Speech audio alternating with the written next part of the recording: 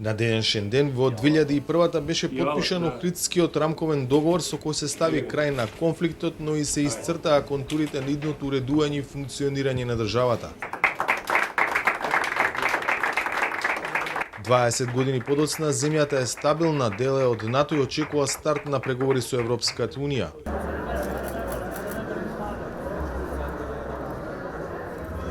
На одбележувањето на 20 годишнината немаше ниту еден од лидерите подписници на договорот.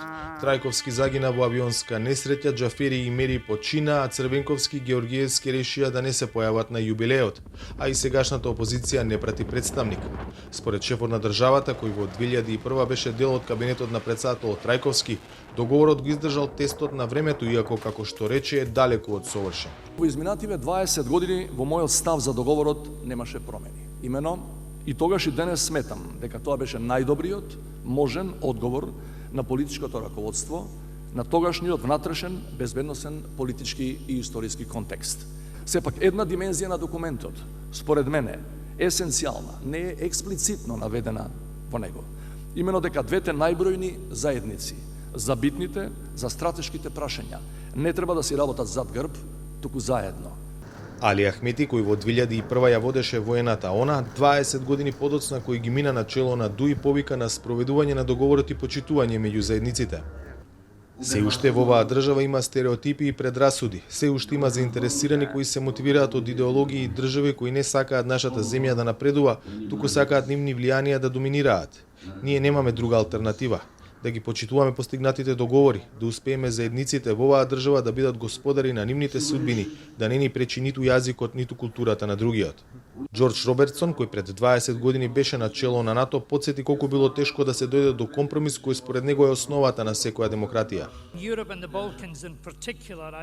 Мислам дека Европа и Балканот го потценија начинот на кој Охридскиот договор даде пример, образец за решавање на конфликти. Тој има своји несовршености. Никогаш не го гледавме како совршен и се уште има луѓе кои сметаат дека дале премногу или добиле премалку. И двете овие гледишта се на погрешната страна од историјата.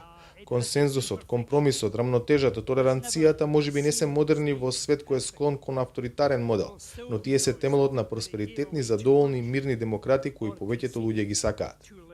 Создадовме граѓанска држава со еднакви услови за сите, порача премиерот, во чиј мандат беше донесен законот за јазиците со кој се заокружи Охридскиот договор.